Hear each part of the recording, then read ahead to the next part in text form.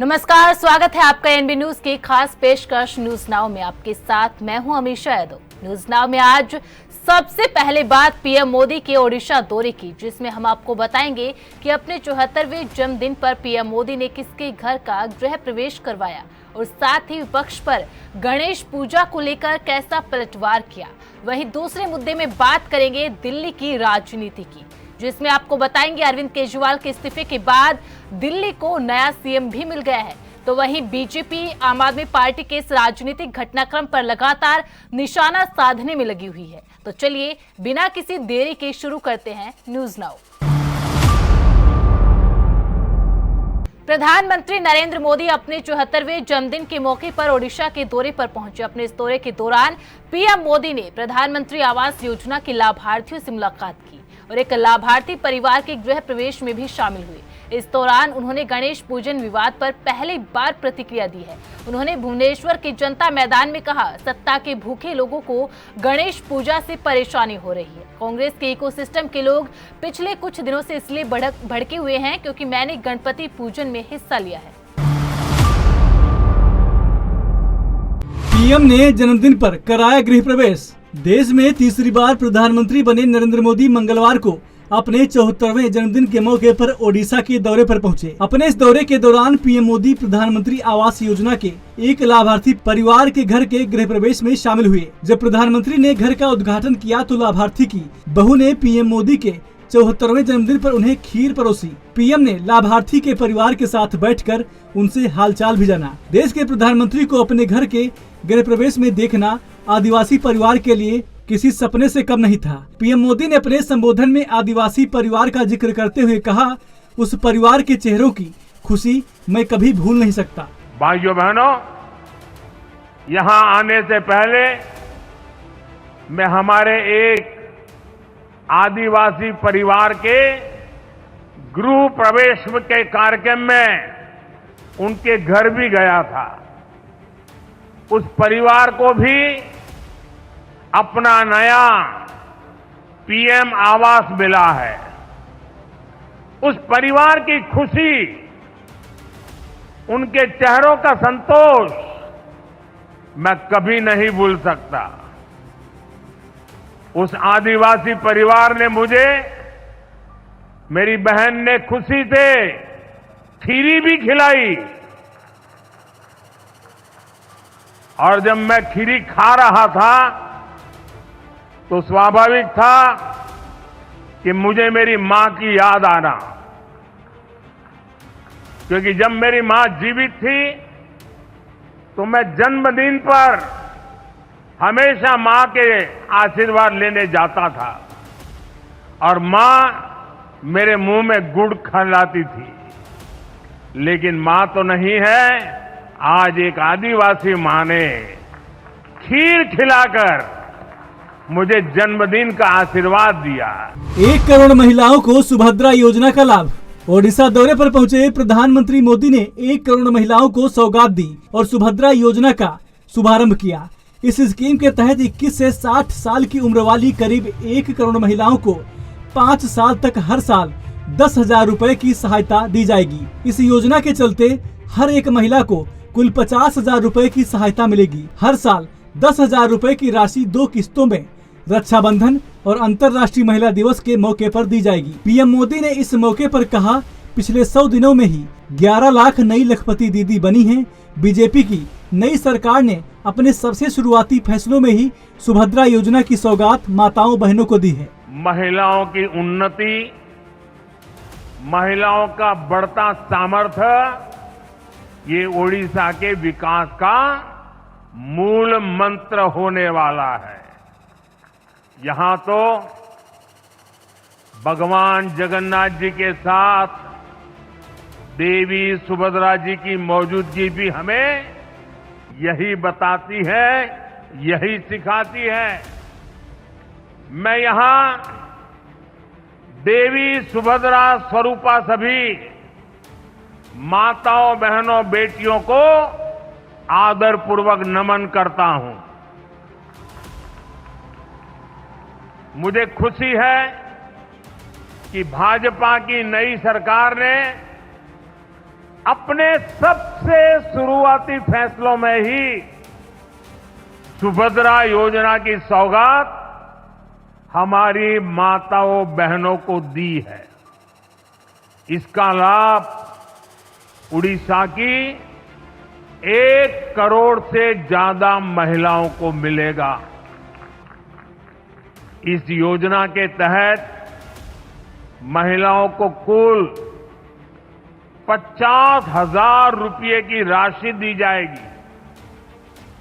ये पैसा समय समय पर आपको मिलता रहेगा। ये राशि सीधे माताओं बहनों के बैंक खाते में भेजी जाएगी। बीच में कोई बिचौलिया नहीं, सीधा आपके पास। आरबीआई की डिजिटल करेंसी के पायलट प्रोजेक्ट से भी इस योजना को जोड़ा गया है। इस डिजिटल करेंसी को आप सभी बहनें जब मन आए डिजिटल तरीके से खर्च भी कर पाएगी। देश में डिजिटल करेंसी की अपनी तरह की इस पहली योजना से जुड़ने के लिए मैं उड़ीसा की माताओं, बहनों, बेटियां, सभी महिलाओं को बहुत बहुत बधाई देता हूं।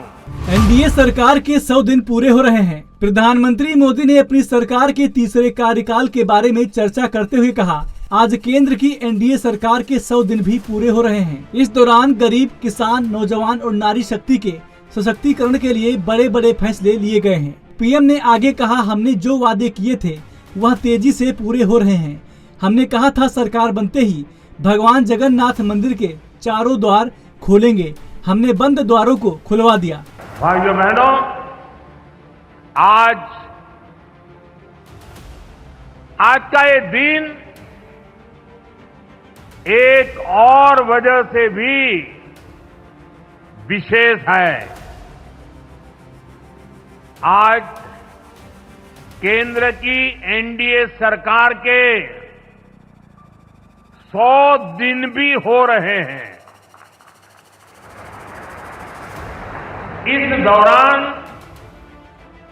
गरीब, किसान, नौजवान और नारी शक्ति के सशक्तिकरण के लिए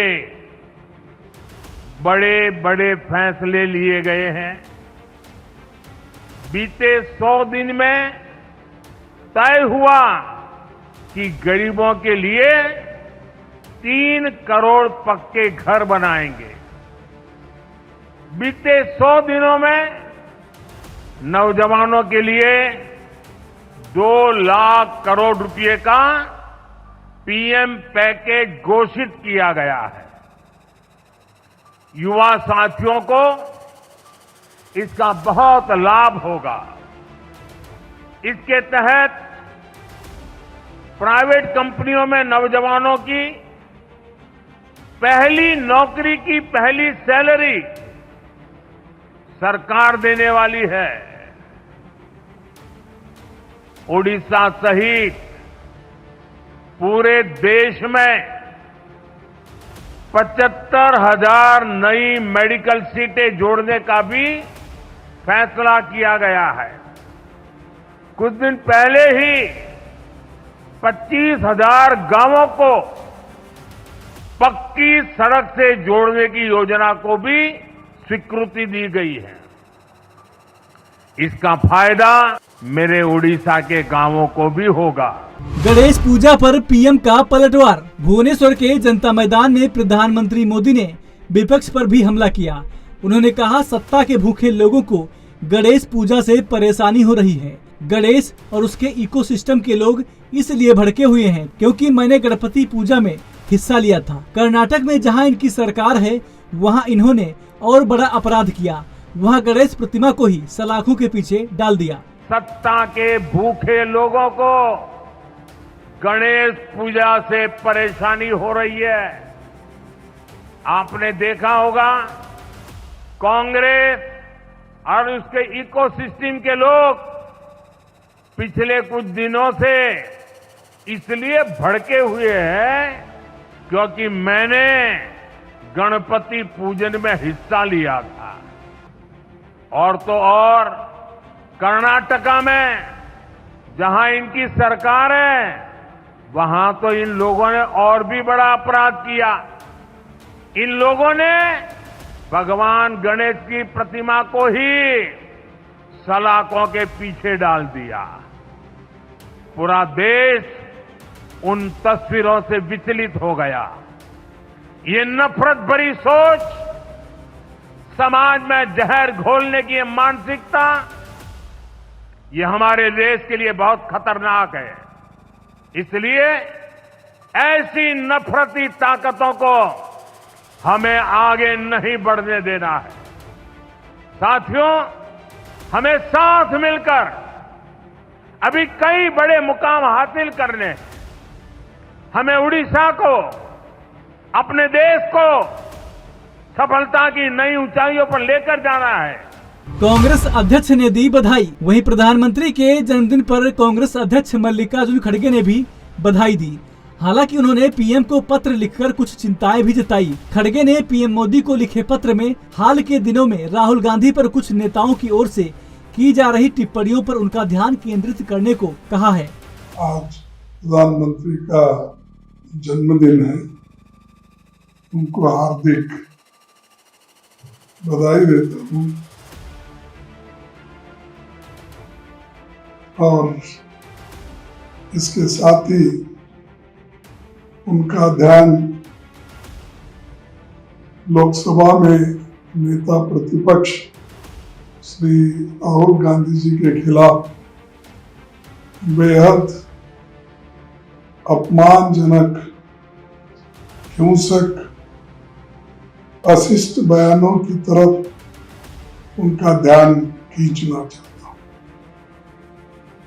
भारतीय जनता पार्टी और उनके सहयोगी दलों के नेताओं ने जिस हिंसक भाषा का उन्होंने प्रयोग किया है और कर रहे हैं, तो इसके लिए मैं इसका खंडन करता हूं और ऐसे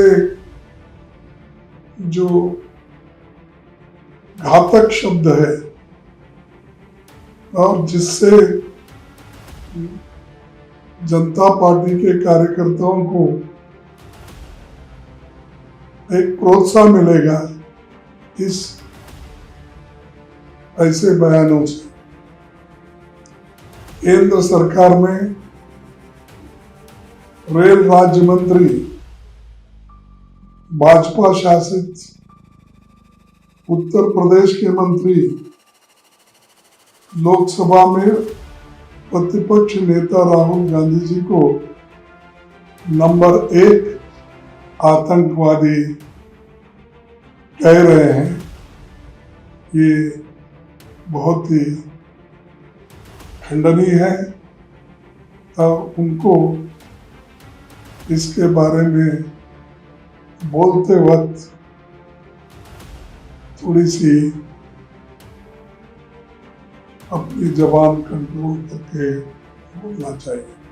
प्रधानमंत्री बनने के बाद पहला आधिकारिक दौरा। दरअसल पीएम मोदी की ओडिशा में बीजेपी की सरकार बनने के बाद यह पहली आधिकारिक यात्रा है। इससे पहले वो मोहन चरण मांझी सरकार के शपथ ग्रहण समारोह में शामिल हुए थे। पीएम ने इसका जिक्र अपने संबोधन में भी किया। प्रधानमंत्री मोदी ने कहा, चुनाव चल रहे थे तब मैंने आपसे कहा था कि यहाँ डबल इंजन की सरकार बनेगी, तब ओडिशा उड़ान भरेगा। वहीं इस दौरान chief justice of India DY Chandrachud के घर पर गणपति पूजा समारोह में शामिल होने के बाद विपक्षी दलों ने कुछ सवाल उठाए थे, जिसके बाद भुवनेश्वर से उन्होंने विपक्ष पर पलटवार भी किया। Special report NV news.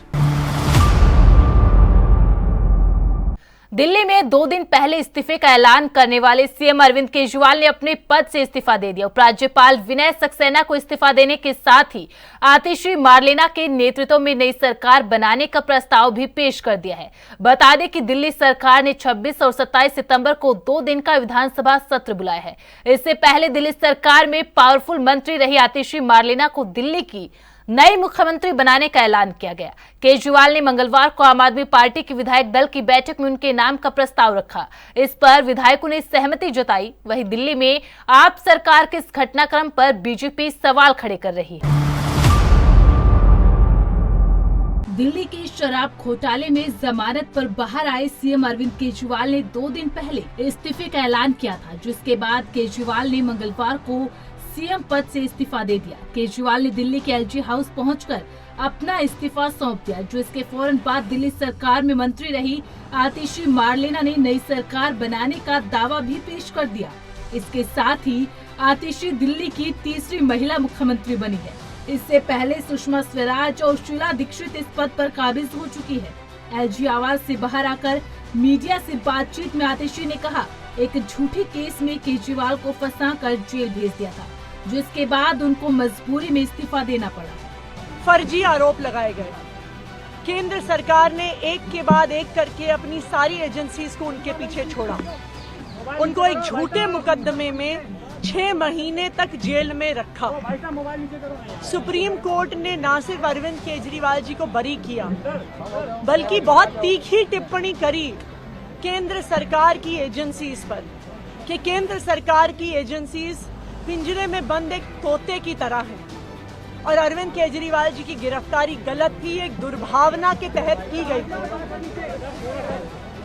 अगर कोई भी और नेता होता, कोई भी और मुख्यमंत्री होता, तो वो तुरंत जाके मुख्यमंत्री की कुर्सी पर बैठ गया। लेकिन अरविंद केजरीवाल जी ने जो फैसला लिया, शायद ही इस देश के इतिहास में, मैं कहूंगी इस दुनिया के लोकतांत्रिक इतिहास में किसी नेता ने लिया होगा।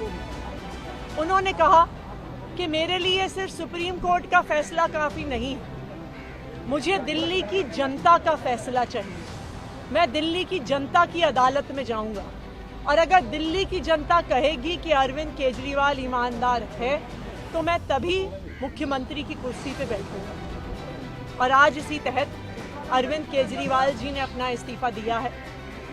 ये आम आदमी पार्टी के लिए, हमारे पूरे विधायक दल के लिए, दिल्ली के लोगों के लिए एक दुख का क्षण है। पूरी दिल्ली में लोग अरविंद केजरीवाल जी के इस्तीफे से दुखी हैं, लेकिन साथ ही दिल्ली के लोग इस बात का प्रण ले रहे हैं कि आने वाले चुनाव में वो अरविंद केजरीवाल जी को फिर से मुख्यमंत्री बनाना चाहते हैं, क्योंकि उन्हें पता है मंत्री बनाए। और जब तक चुनाव नहीं होते, तब तक दिल्ली के लोगों की रक्षा करना कि भारतीय जनता पार्टी षड्यंत्र रचकर दिल्ली के लोगों की बिजली, फ्री बिजली, अच्छे स्कूल, मोहल्ला क्लिनिक में इलाज बंद ना कर दे, ये मेरी जिम्मेदारी रही। और उसी के लिए आज हमने एलजी साहब को पत्र दिया है, सरकार बनाने की दावेदारी का पत्र दिया है और हम उम्मीद करते हैं कि जल्दी आगे का पत्र। इससे पहले 2 दिन के मंथन के बाद दिल्ली को नया मुख्यमंत्री मिल गया। आप नेता और मंत्री आतिशी मार्लेना को ये जिम्मेदारी सौंपी गई है। केजरीवाल के सरकारी आवास पर आयोजित विधायक दल की बैठक में उनके नाम पर मोहर लगी है। बैठक में अरविंद केजरीवाल ने आतिशी के नाम का प्रस्ताव रखा। सभी विधायकों ने खड़े होकर प्रस्ताव को स्वीकार किया। इसके बाद आतिशी ने मीडिया से बात की और कहा, मैं अपने गुरु अरविंद केजरीवाल जी का धन्यवाद करती हूँ, जिन्होंने मुझे इतनी बड़ी जिम्मेदारी दी। मुझे बधाई मत दीजिएगा, माला मत पहनाइएगा। मेरे लिए, दिल्ली वालों के लिए दुख की घड़ी है कि चहेते मुख्यमंत्री इस्तीफा देंगे।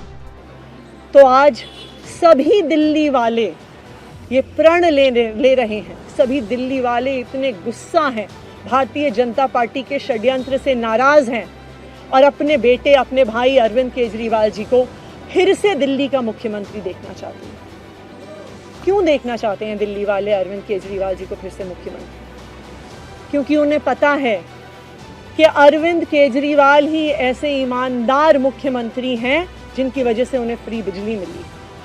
उन्हें पता है कि अगर अरविंद केजरीवाल जैसे ईमानदार व्यक्ति मुख्यमंत्री नहीं रहे तो उनको फ्री बिजली मिलनी बंद हो जाएगी। उन्हें पता है कि अरविंद केजरीवाल जैसे ईमानदार व्यक्ति अगर मुख्यमंत्री नहीं रहे तो उनके बच्चों के सरकारी स्कूल बदहाल हो जाएंगे।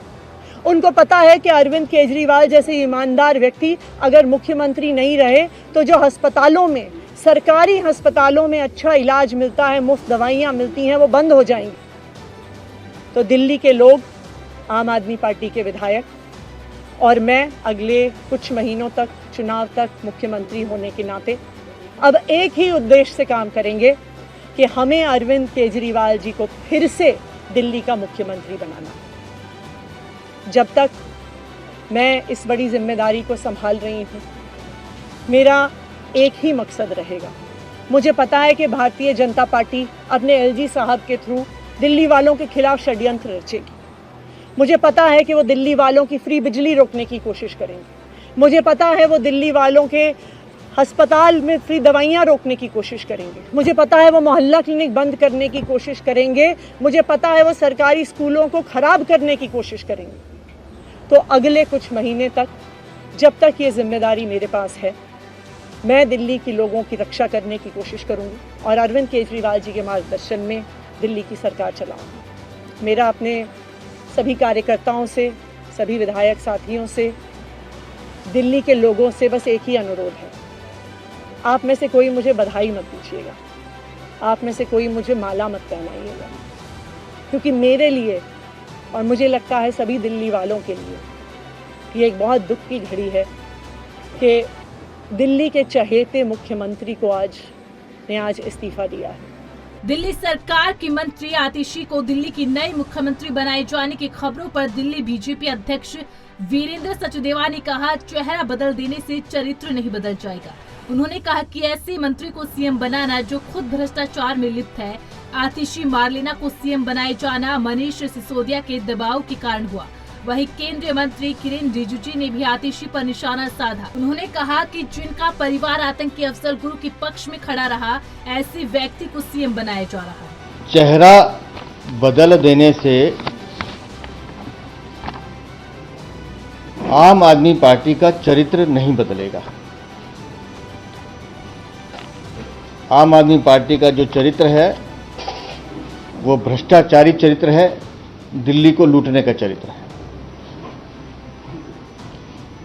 और अरविंद केजरीवाल ने जिस तरह से शराब नीति घोटाले में दिल्ली को लूटा है,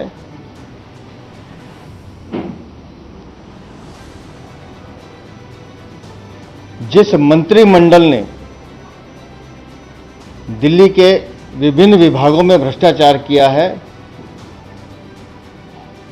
अपने मंत्रिमंडल की ही एक साथी जो उन भ्रष्टाचार के सारे जो प्रारूप थे उसमें शामिल रही हैं, ऐसी आतिशी मारलेना को मुख्यमंत्री का उम्मीदवार घोषित करना सीधा सीधा दिल्ली को अराजकता और कम्युनिज्म की तरफ धकेलने का उनका प्रावधान। गुनहगार अरविंद केजरीवाल जब शराब घोटाले में जेल जा रहे थे तो उन्होंने अपने विभागों का बंटवारा किया।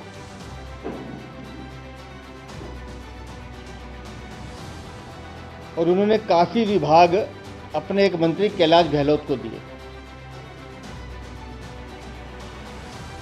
लेकिन जेल में उनसे पहले से बंद मनीष सिसोदिया ने मुंह बंद रखने की कीमत मांगी और उस कीमत के चलते कैलाश गहलोत से वो विभाग छीनकर आतिशी मारलेना को दिए गए। वो था दबाव, और वही दबाव आज सुबह भी जब मुख्यमंत्री के लिए आतिशी मारलेना का नाम जब आया तो मनीष सिसोदिया का वो दबाव आज फिर काम किया। देखिए, आपको मैं पहले से बता रहा हूं कि दिल्ली में आम आदमी का सरकार आने से दिल्ली के लोग बहुत परेशान हैं और पछता रहे हैं। मैं अन्ना हजारे को भी दोषी देता हूं, उन्होंने पैदा किया है अरविंद केजरीवाल, नहीं तो दिल्ली के लोग इतना तड़पना नहीं था। झूठ बात बोल करके यहाँ चुनाव जीत करके दिल्ली को बर्बाद किया है। अब मार्लिन का क्या है, मार्क्सिस्ट और लेनिन का जुड़ा हुआ नाम है, तो वो लेफ्टिस्ट है। आतिशी मरलेना का फैमिली लोगों ने अफजल गुरु के पक्ष में खूब हल्ला बोला, सुप्रीम कोर्ट को भी क्रिटिसाइज किया। अफजल गुरु जिन्होंने पार्लियामेंट को अटैक किया, भारत में टेररिज्म को आगे बढ़ाया, उनके पक्ष में ये मारलेना का फैमिली था। इसका जवाब कौन देंगे? लेकिन जो भी हो, आम आदमी पार्टी ने दिल्ली को तो बर्बाद कर दिया, पंजाब को भी बर्बाद कर रहे हैं। फरवरी में चुनाव आने वाले हैं अगले साल, तो दिल्ली के लोग तो मन बना चुके हैं कि केजरीवाल जैसे लोग, आम आदमी जैसे लोगों को कभी भी राजनीति में कभी भी जगह नहीं देना चाहिए। और राजधानी में तो इस तरह के अराजकताओं को ला करके कितना बड़ा गलत काम किया दिल्ली वालों ने, वो पछता। वहीं आतिशी को दिल्ली की नई मुख्यमंत्री बनाए जाने पर आप सांसद स्वाति मालीवाल ने भी निशाना साधा। आतिशी मारलेना सिर्फ एक डमी सीएम है, फिर भी ये मुद्दा देश की सुरक्षा से जुड़ा हुआ है। भगवान दिल्ली की रक्षा करे, जिसके बाद आम आदमी पार्टी ने भी इस पर पलटवार किया। आज दिल्ली के लिए एक बहुत दुखद दिन है। आज दिल्ली की मुख्यमंत्री एक ऐसी महिला आतिशी मारलेना जी बनने जा रही हैं, जिनके अपने परिवार ने आतंकवादी अफजल गुरु को फांसी की सजा से बचाने के लिए एक लंबी लड़ाई लड़ी।